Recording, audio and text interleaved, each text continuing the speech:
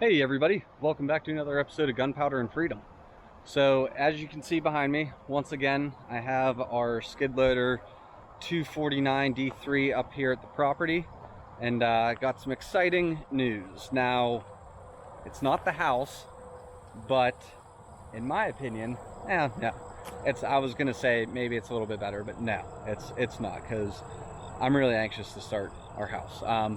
But Rachel and I got approved for a 24 by 30 metal garage, and I'm actually really excited about this because it's going to give us a place to store stuff, like the quad, the lawnmower, all that stuff. We can store it over here at the property. That way I don't have to trailer it over every time I want to cut the grass.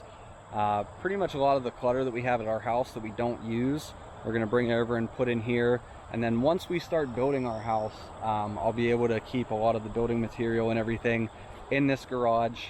Now, I was kind of a little leery on this, just because I am a person that I like my privacy, even though I'm putting all this information out on the internet. But I like my security as well. So after probably a month or so of searching and getting different pricing and looking at how companies did different things, I found a company that I was extremely happy with. You know, just reading everything they did, it looks like they use pretty durable metal doors. All that stuff is all very secure, in my opinion, from what I read. You know, make sure we have locks on it, but in my opinion, I mean, everybody in this area has been extremely respectful about our property, and really haven't had anybody riding on it that isn't supposed to be here. And even the people that do are just strictly using the driveway like they said they would. Now, I do have trail cameras up all around here, so should anybody ever try to do anything here, you know, one of the cameras will get them. I'll find them, and yeah, so we're good on that. But anyways, I'll get set up here and show you guys what we have going on. Okay, so here is the driveway that comes up the hill to this first bench. Now, if you remember in my very first video, if you missed it, here's a link. You come up, our house is going to be going right down here in this area. So you come up this driveway here. My main shop for whenever, you know, I'm running my own company, and, you know, I have workers coming over to get in company trucks to go out to job sites. My main shop is going to be over here, but we're probably 7 to 10 years away from it, because I want to build a 50 by 100 building there. Make sure I have plenty of room for trucks, trailers, machines, wood shop, small metal shop. Everything I need to do is going to take place in this future building. Over here is where we are going to be building the 24 by 30 building. Rachel, myself, and Eleanor came up yesterday, and I just used my awesome hedge trimmers and cleared away the grass so I could get some pins in. I got the front here, garage door will be here, a walk-in door here, no windows. I don't want anybody getting curious and peeking into what we have. 30 feet deep. The angle is going to be running this way of the roof. So basically what I need to do is clear all this dirt, build it up back there, and get ready. Probably next week I'll be putting the forms up for the concrete pad I need to pour. Now, the concrete pad is going to be over-engineered and way overkill, but that's the way I'm doing all of my stuff for the house, this garage, the next garage. So we're going to go ahead and get the skid loader off the trailer and start pushing some dirt.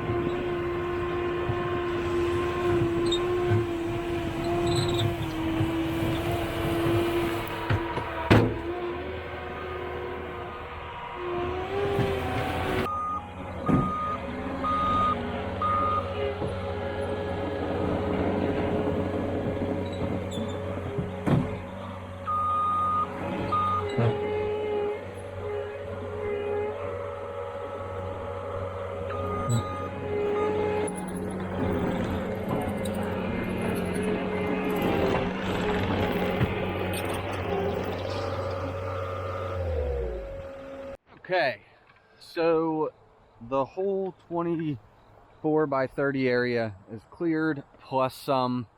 I went probably 8 feet wider on this side because whenever I pour this pad, I think I'm actually gonna extend it out past the building, probably 5 to 8 feet.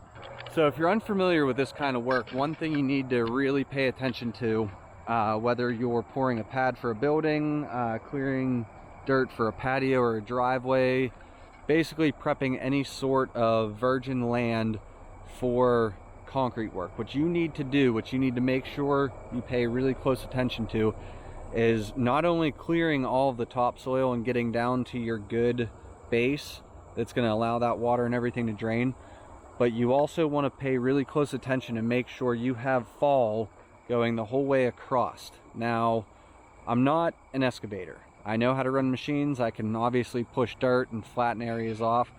I wouldn't say I'm a finished grade excavator. You know, there's a couple bumps going through here, but regardless, what I'm getting at is you don't want, water is going to find its way under this slab. There's no doubt about it. I can guarantee you water will end up underneath this slab. That's why we put stone down as a base. That way the water has some way to pass through. What you want to pay attention to is you don't leave any low spots. As long as all of this dirt, your sub base, is draining one way without giving the water someplace to pull, that water is going to come down off this hill, you know, maybe hit the French drain and exit there. Maybe some of it's going to find its way under, but it'll keep going because there's no flat spots here. Everything's slanted going downhill. Now what I'm going to do is I have crushed concrete all the way at the bottom of the hill down here. If you saw one of my last videos, here's a link. You know, you saw what I was doing with it. I'm trying to get rid of it. There's some wire in it, so I don't want to use it as my top coat. I mean, honestly, that's going to be pretty boring. I'm just going to be driving up and down the driveway, so I'm really not even going to film that, but I'll show you guys after.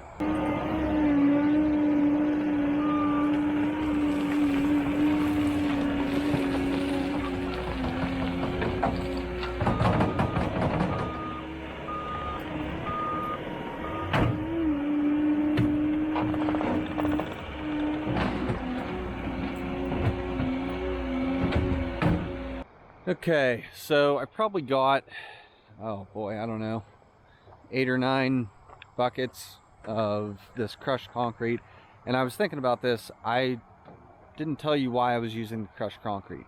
Number one, it makes for good fill because, you know, as you can see, you have all different sized aggregate. You have these big goonies, as we like to call them, all the way down to like some really fine dust and just really fine pieces. So it's really nice because it'll pack in super tight and doesn't really allow for any settling after it's packed in because of all that fine dust. But the bigger pieces, such as this one and all these little guys, they still allow for sufficient space for water to pass through and everything, so you still get protection from the settling as well as protection from trapping any water underneath your pad. So I'm going to go ahead and get the machine loaded up. I don't want to get too carried away with putting all this crushed concrete in here until I get the forms run. That way, you know, obviously it would suck to do all this, you know, running back and forth. As you just saw, I mean, it's kind of a longer drive, but I want to get the forms in, make sure we have 6 inches of concrete in the center at my floor drain, and then it's going to follow 6 to 8 inches the whole way out to the perimeter, and then the last foot will drop down to about, depending on, you know, this corner and this corner, the elevation change, probably 12 to 18 inches thick. I'm going to do a monolithic footer, sorry, not curb. I want to make sure these ends are really beefed up and really strong. So we'll do that, we'll put the forms in, we'll grade to that specification, you know, get the floor drain put in right in the dead center, have the water pipe exit over there, and then a really nice rebar grid.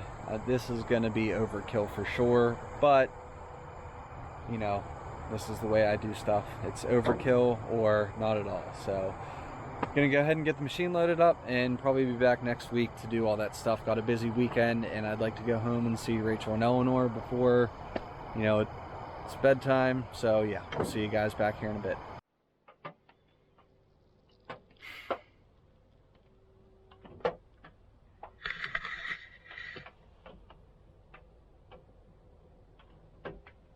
Why? Okay, so as you can see, I ran a string diagonally from pin to pin, ran the string across the back side, then came from this pin to this pin. Center, well, intersection here is my center.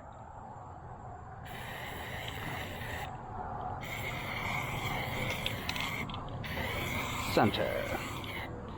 I'm just digging an oversized hole here, and I'm saying this because I'm trying to talk myself through this. I might end up pulling this back a foot, maybe a foot or two, so I want to make sure I have a big enough hole here and a big enough trench here going out the side that if I decide to actually pull this building back and not leave it exactly where I have it pinned out at, that I don't have to redig this drain. So yeah, that's what I'm gonna do.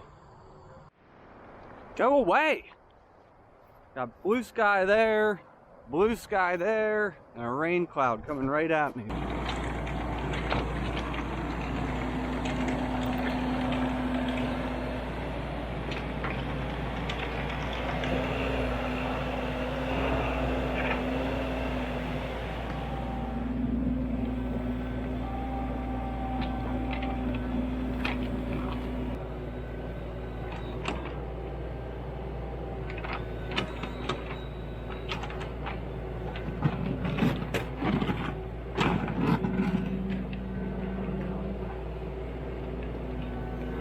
So yes, before anybody says it, I'm aware that is a 3-foot grading bucket and it is not ideal for digging this sort of ditch.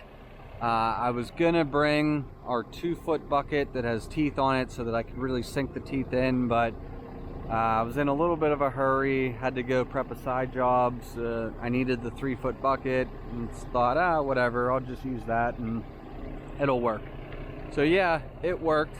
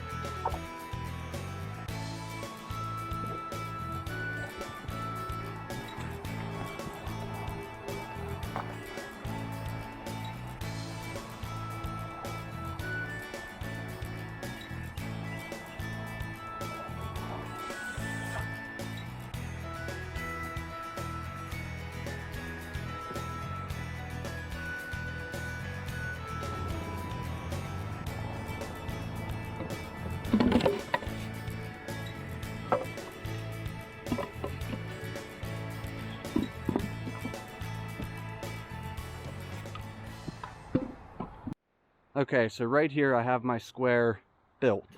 What I did was, since I'm the only person here, this is usually a lot easier with 2 people, on my front 2 corners, up here and up here, I measured in 3/4 inch, 3/4 inch, found center right where my boards intersect on each corner, put a nail in there.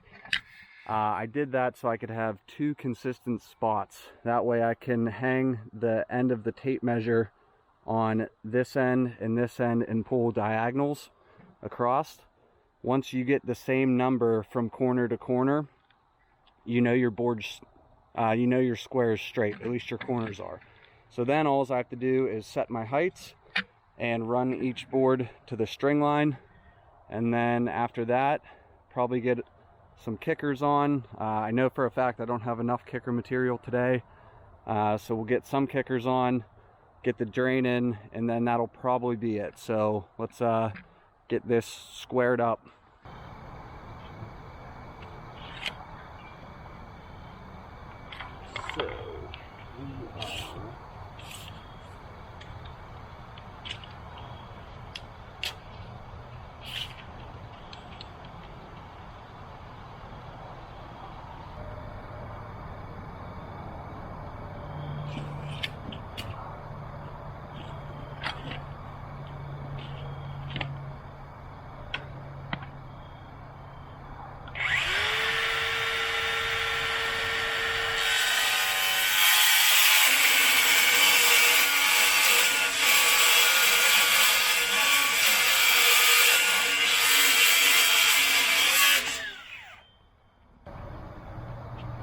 So I know I have plenty of room there.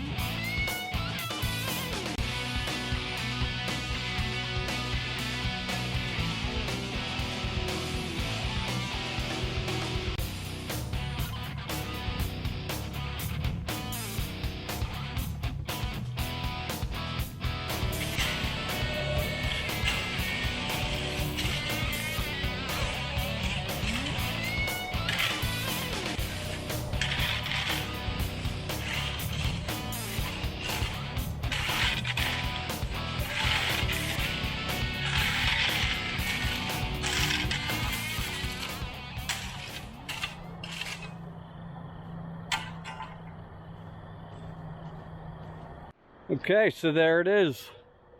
The pad is, let's use the phrase formed up loosely, because as you can see, you know, it's still got some wobble there. Obviously I don't have any really any pins or kickers in for stabilization. You know, all the pins I have in are strictly just there for keeping these forms square and setting my heights.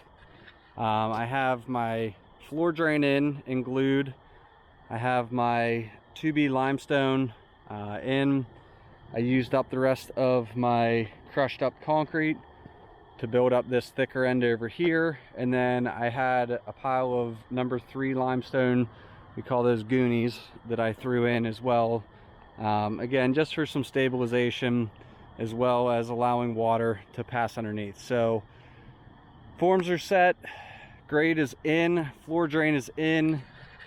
The next steps are going to be to pin out and brace the forms here, plastic down. I have some rebar over here. I have 25 or 26 sticks of it. That is 1/2 inch fiberglass rebar. I went with those because we've been using them a lot lately this year, and I really like them. They're very easy to work with, very lightweight, so you can carry 25 by yourself and it doesn't hurt your back. So I think that's going to wrap it up for this video, because I think we're starting to get a little long due to my talking. Trying to be thorough for you guys, trying to explain the process, you know, what I'm looking for, what I'm doing, how I'm doing it, why I'm doing it, all that fun stuff. And yeah, I really couldn't do it without the help of the machines, and of course my dad for letting me use all this stuff. So thanks, Dad. But yeah, so that's going to be forming and setting our grade. for, I need a name for this building, so we'll make that a t-shirt contest. Drop a comment with your best name for my soon-to-be garage, giving it a name.